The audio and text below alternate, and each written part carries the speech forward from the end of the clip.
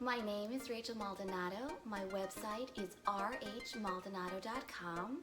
Belief in the human spirit and desire to connect is the reason that I want to tell your story and mine. And I am with John Dent, an attorney. What is your specialty? Well, first of all, it's nice to be here. I handle mostly bankruptcy and real estate. Okay. And not only are you an attorney in the Chicagoland area, but you also have this other talent, music. Can you tell me about this?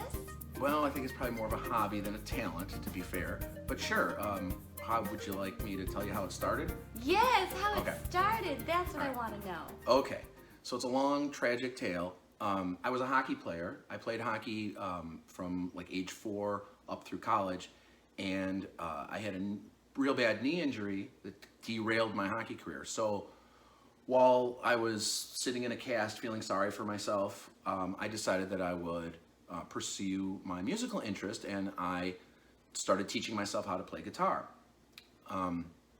It was a very slow process because I was not very good, but I played and played and played, and it kind of became my stress reliever, as my hockey career was over, and I, felt sorry for myself less and less. Like, I would just play. I mainly played guitar in my basement by myself for probably 10 plus years. Like, no one heard me play. Wow, Yeah. 10 years you were playing guitar? In my basement by Wow. myself, pretending to be like some rock star that I, never would be. But yeah, so, and at the time that I was doing this, so Metallica was like the biggest band and biggest rock band in the world, like back in the day. So I would teach myself how to play all the Metallica songs because they were fast and kind of aggressive at the time, and so it was almost like a workout, like a cathartic workout for me. Okay. So you fast forward a little bit, and again, I had never, ever played with anyone, and no one's ever heard me play, just me, okay? I get asked, when someone found out that I actually played guitar, I got asked to be a sub in a country band of all things. I Well, love country. well, at least there's one of us. No, I'm kidding. I was not a big country music fan. I didn't know any country songs. I literally just played guitar just to have a stress relief. Okay. So, but I agreed. I said, okay, yeah, fine, I'll do it. So I joined, and there was another guitar player in the band that kind of taught me, like what I needed to do, and taught me the songs, etc. Just as an aside, we were maybe the worst country band ever. We were not good. We were all like rock kind of players, and we were bad. But one day at practice, one of the guys, we were just screwing around. One of the guys like played like a Metallica like riff. So I started playing some Metallica stuff, and he said, hey, I don't know that song. Like, what is that? So I started singing it, and he was like, he heard me sing it, and he's like, oh my God, like you sound like James Hetfield, the singer of Metallica. You should start your own Metallica band. And I laughed. I mean, Yeah. just at that point, like even being in a band period or even playing with other people was like foreign to me. And it wasn't something I had ever even thought about. But that kind of planted the seed. And then, maybe like a year or two later, like I thought, well, maybe I should. So I start this Metallica band, and the truth is, I started it thinking we would play like 1 or 2 shows, like, kind of like around where we live, and nothing, if we got family to come out, friends to come out, you know what I mean? Like, Yeah, family, friends. yeah, I mean, you're not expecting much. So we start playing, and the band magically takes off, and people take a liking to it. So we're playing in the band, we're playing, 3-4 times a month. We're getting bigger and bigger, and you're thinking, if you're, in my mind, I'm thinking like, well, this is like nothing else could happen. Like, this is as good as it gets, And what is one of the venues that you really like to play at in Chicago? So at that point, we had played the biggest shows that we played were Bourbon Street on the South Side, and we also got to play the House of Blues. Yeah. Which is just iconic. yeah, and you know, if you're me, who's like doesn't have a lot of musical talent, taught themselves how to play, and like kind of stumbled into this, to stand on stage at the House of Blues and look around and think of all the talented musicians Yeah. that have played there, it was mind blowing. It was absolutely mind blowing. So just when I think like things like nothing else can happen to top that, we played a show at Bourbon Street, and it was one of our bigger shows. There was, you know, probably 1,500 people there. It was a big show. It was really fun. It was on a Saturday night, and we came home, or I came home rather, and I'm laying in bed, and I hear that my phone, I didn't turn the alerts off on my phone, so I hear there's an email. So I look, and there's an email, and it says, will you be in San Francisco for Metallica's shows this week? We want you to come on stage and play with Metallica. And I was like, okay, the guys in the band are funning me. You know what I mean? Yeah. I thought for sure they were just pranking me. You know, it's like 4 a.m. You know, Wow. I'm laying there like, ah. So I write back and I say, yeah, real funny. You actually wrote that? Yeah, because I thought it was a joke, you know? So the next thing I know, the email comes back and they're like, no, this is real. We'll call you in a few minutes. So they called, and it was, sure enough, it was their management, and they said Metallica had been planning on doing their 30th anniversary shows in San Francisco that week, and they were doing like 4 shows or whatever, and their plan was to have a fan from the audience come on stage and play with them. Well, apparently they knew about our band, and so they figured, well, since this guy is playing all of our songs, you know, 4 times a month, he probably, you know, can come on stage and actually play and not be too scared, and, you know, and it'll go well, and it'll be like, oh, look, a fan came up and played with us, like, how cool. How cool is that? It was insane, and I couldn't believe it. Wow. So you got to think about like how this like plays out for me. It's 4 a.m. I just get off the phone. Now I can't sleep Oh my God. because my adrenaline's going. I'm excited. I'm like, oh my gosh, you know, they set it all up, and they're like, okay, you know, we'll have instructions, tickets, passes, everything will be at will call. We'll see you on Monday. So Sunday morning, I haven't slept, and I figured, well, I'm going to be flying out early on Monday morning, so on Sunday, I'll just stay up all day, even though I haven't slept Saturday night. Remember, we had a show Saturday night. Wow. So I stay up, and I'm like, I'll be plenty tired. I'll go to bed nice and early on Sunday. So I go to sleep on Sunday. I lay down, and it's kind of like this. Oh my goodness. And I can't sleep because I'm all wired thinking about what's going to happen. What songs am I going to play? Like, what am I, you know, do I have to bring my guitar? Like, I had all these questions that I didn't have answers to. Anyway, we get out there. A friend of the guitar player, Jim, in my band went with me. So we fly out there. Yeah. It's time to go in. We go into the venue. Sure enough, there are tickets and stuff in will call, but there's no instructions for what I'm supposed to do or who I'm supposed to talk to or anything. So we're just like, oh, okay, well, and I start figuring, well, I guess they're not doing it. You know, maybe they decided, you know, everything was kind of loosey-goosey how they were doing this whole thing of this 30th anniversary celebration. So next thing you know, the show starts. And I look at Jim, I'm like, well, I guess they're not doing anything, you know? Now keep in mind, I've been up now for 2 days with no sleep. Wow, you've been up for 2 days Yes, straight. 2 days straight. Yeah. And I'm all excited thinking I'm going to play. And now I'm starting to come down because I'm thinking to myself, well, this isn't going to happen. They must have changed their mind. You know, maybe they just logistically couldn't work it out. Who knows? So they're about 5 songs into this show.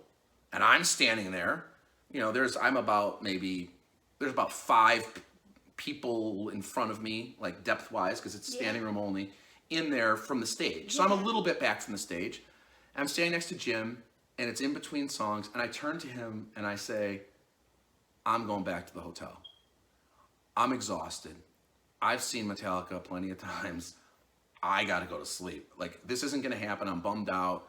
Like, what? And as I'm turning to him, I'm talking to him, and as I'm talking to him like this, saying, oh, I'm not gonna do this, like, James Hetfield's on there going, yeah, you know, we're gonna do something kind of different. We're gonna have a friend of ours, John Dent's gonna come up on stage and play with us, and you know, where is he?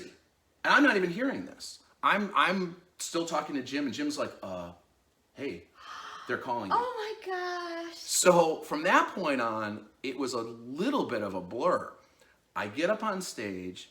It took a while because they start goofing around with me. They're like, he needs a guitar. And they're like, yeah, give him like a pink one or whatever. Now, as a kind of aside, like I had met them a couple times before. I assumed that they didn't remember. Yes. But whether they remembered or not, they were having fun like at my expense, which is kind of funny, like the whole time. And you know, Is it a pink guitar? yeah, they were just different jokes, like back and forth. And then I would like ask, because like everyone gave me a hug and stuff, and then I said, well, what song are we playing? And they were like, oh yeah, you'll know, don't worry about it, you'll be fine. And I'm like, and I was so excited, and like didn't dawn on me I could just look down at the set list that was on the stage and see what song I was going to be playing. But then they gave me like a wireless unit for my guitar, and that didn't work. There was all kinds of like technical problems, so Yeah. it took a while. So I'm just on stage just kind of like BSing like these guys. And so when I went over to talk to Rob, the bass player, he goes, hey, you're in that band Blacken, like you guys are awesome. And I was like, I said to him, I go, you've heard of our band? And he goes, oh yeah, we know everything. And I just started laughing. I'm like, I can't believe like you know our band. I go, and I think I said something to him like, God, I hope I hope we haven't embarrassed you or something like that. Like, I don't know what I said, like, but something like along those lines. He started laughing, and I go, Rob, what song am I playing? And he goes, you know all the songs, you'll be fine. So they just started. They were like, they were having me try to guess what songs, and then they were just like, They were and we really started. having fun with you. They thought Yes. this was a good time. Yeah. Oh yeah, they enjoyed like kind of like making fun of me. So when the song starts, I'm sitting there and there's like, there's an intro that lasts like, maybe like a minute of just guitar playing and stuff. So I'm playing and I'm standing like literally right next to like where you are, next to James Hetfield, and we're playing the same thing, we're looking at each other, and like I'm just like, this is so surreal. Like, how is this even happening? So the song starts like where there's going to be singing. Well, no one had told me what song I'm going to play. Am I going to sing? Like, what am I supposed to do? Right. So I walk up to the center microphone like I'm going to sing. And then I look over and there's James Hetfield starts singing, like on the right microphone. And I'm like, okay. I'm like, well, he is the singer of Metallica, John. Right. Like, but I didn't know what to do. So I'm just used to doing that like in my band, of course. So I kind of back off a little bit. But then the chorus came. And like when this was happening, it was like I was like extra alive like during this time. That feeling like where you're just like on top of the world and you feel like you can do like a million things. I had all these conversations going on in my head at one time. And the predominant one was this is probably never going to happen again. I better take advantage of it. So the chorus comes, I start singing, and I kind of sung the rest of the time with him, which is kind of cool. And then at the end, when the song is done, I am just pimping for the crowd. I'm throwing all their guitar picks out to the crowd. Oh yeah. And it was actually like just super funny. They were laughing, but they could not have been more gracious, more wonderful. When I got home about a week later, they sent me just huge poster-sized pictures of me on stage with them. They had signed all of them, like written little notes to me and stuff. So it was pretty cool.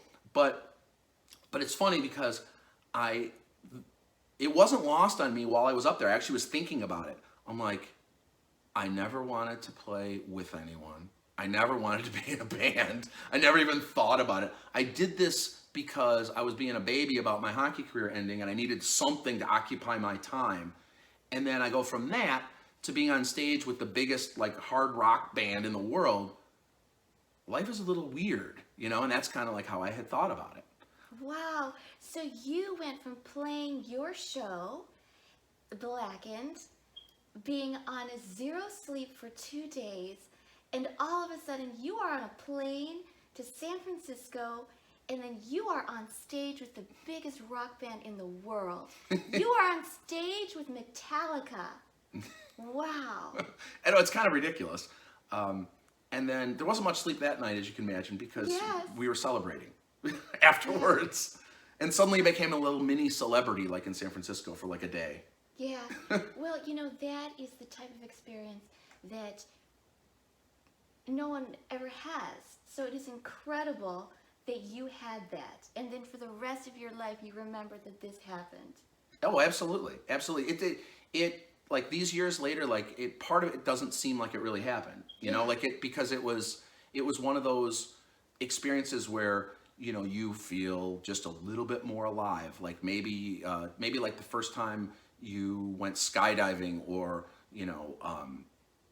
for me, like I play hockey, and so like there's times where I play hockey where I feel just a little bit more alive. Like it was one of those experiences, and but putting it all together from where it started to how it happened, it doesn't seem like real. It doesn't seem like that would happen, but it did, and it was it was a story that's just kind of like part of me now.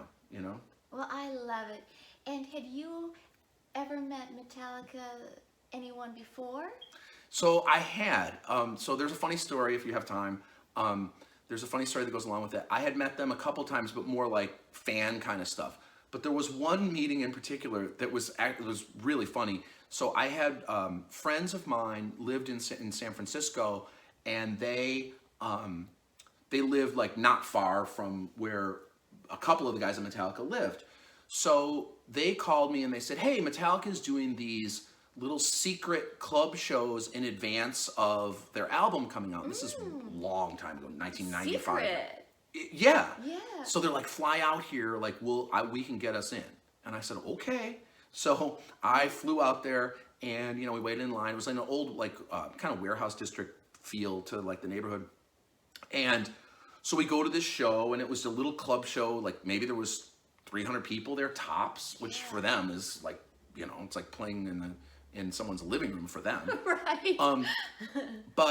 So there was an opening band, and the opening band was this female band, and one of the guys that was with us started hitting on the female bass player after they were done. Instead of watching Metallica, he went over and he was just like, "You guys are the best band," and he just kept talking to her. And finally, I think to get rid of him, she goes, "Well, listen, we got to get out of here, but there's an after show if you guys want to go. Like, I've got 4 passes."